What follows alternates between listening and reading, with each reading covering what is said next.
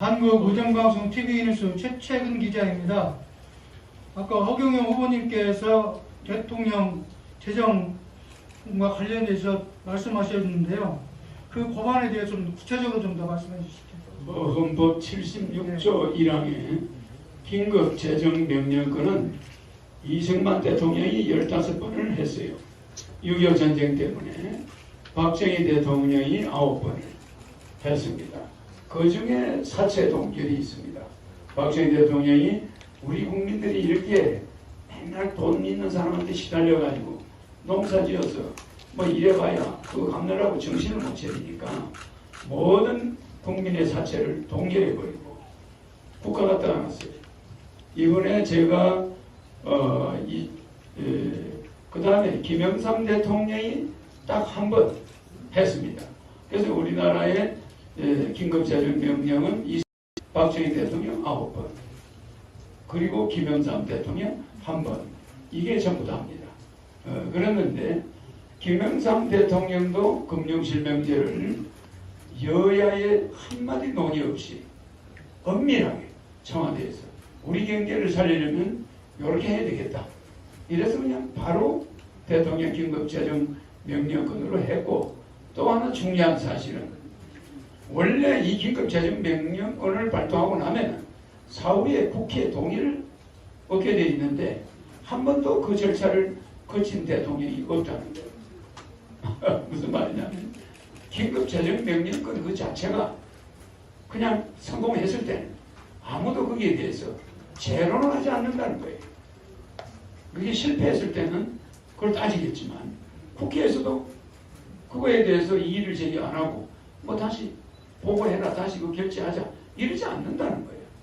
그래서 성공적인 긴급재정명령권은 국회와 충돌이 없어요. 국회의원들도 그 보좌관들도 빚지고 있는 사람이 많아요. 그러니까 그 사람들도 1억을 받아가면 미성년자 만인 성인이 집에 5명 있으면 5억이 생겨요. 그리고 애들 결혼하면 3억이 생겨요. 결혼 안 한 애 3명 있으면 9억이 생겨요. 그러니까 보통 한 가정이 10억 미만이 생기는데 이것은 박정희 대통령의 사채 동결과 비슷한 효과를 가지고 옵니다.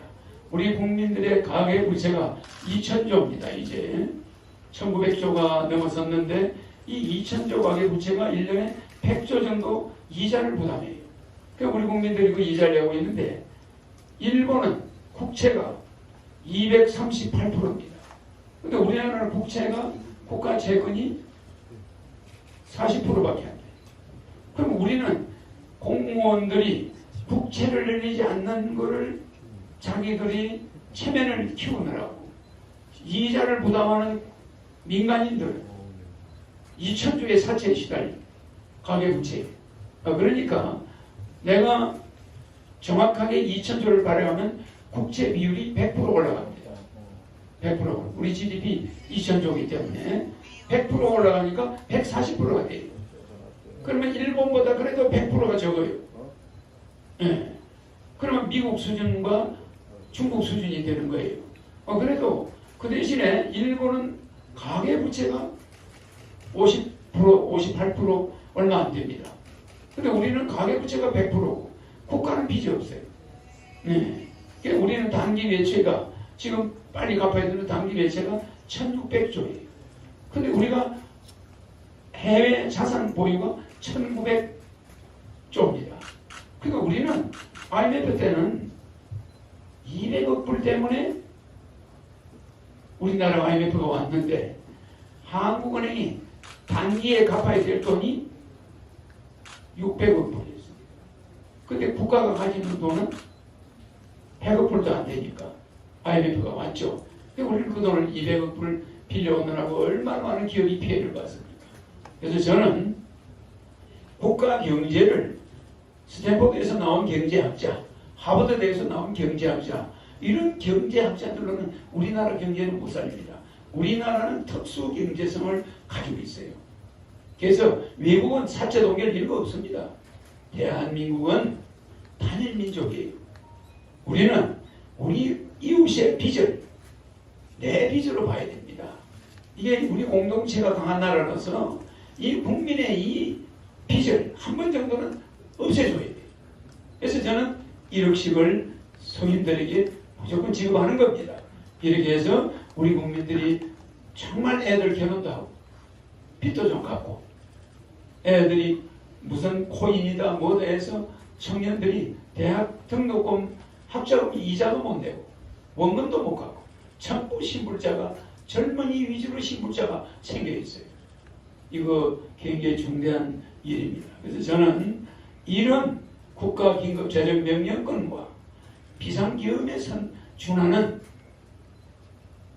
긴급 경제명령을 헌법 76조 2항 이 1항과 2항을 가지고 대한민국을 아주 살기 좋은 그 은행에 내는 이자를 국채는 이자가 안 나가니까 140%가 되더라도 아무 문제가 없어요. 대통령이 청와대에서 채권에 사인하면 됩니다. 2000조 발행 사인하면 이자 안 나갑니다. 장부상으로만 한국은행에서 현금화하지만은 국가가 보증을 서고 한국은행에서 돈을 발행하지만 실제 그 돈은 다시 은행으로 많이 흡수돼요. 가계부채가 없느라고 이자 나가는 갚아버리니까 가계부채를 갚아주니까 결국은 시중에 유통되는 돈은 거의 없어요. 인플레 안 생깁니다. 물가는 올라가고 돈의 가치는 내려가는 이런 현상은 오지 않습니다. 지금은 우리 이 현 경제는 정말로 제가 국가 1억씩 주고 국민 배당을 줄 경우에는 우리는 디플레이션 아주 살기 좋은 국가 그런 국가로 들어서게 된다고 저는 보고 있습니다.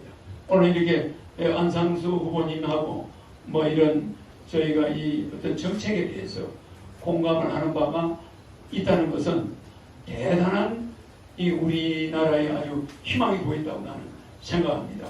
지금은 오늘 이 자리에서 서로 인터뷰를 하지만 머지않은 장래에 이것이 우리 국민들이 우리가 송도와 인천대교와 또 우리 안상수 시장님은 인천에서 중국까지도 나중에 다리를 인천대교 그런 걸 만드실 수 있는 분이기 때문에 저와 같이 참 이렇게 정책적으로 앞으로 이 대한민국에 꼭 필요한 이 지도자들이라고 나는 보고 있습니다. 아주 이렇게 만난 거에 대한 것을 영광으로 생각합니다. 오늘 그 방을 양해해 주시고요. 그 여의도에서 저희가 이렇게 개별적으로 이렇게 잘 모시도록 하겠습니다. 네, 여기 좀 봐주세요. 예, 하나 더. 네. 두 분 한번 안아주시죠. 네, 뒤에 누구야? 뒤에 나와. 뒤에 누구야? 그 뒤에 좀 비켜요. 예, 예. 예, 수고하셨습니다. 아이고 고마워. 아니, 저 후보님께서 패션도 아주 많이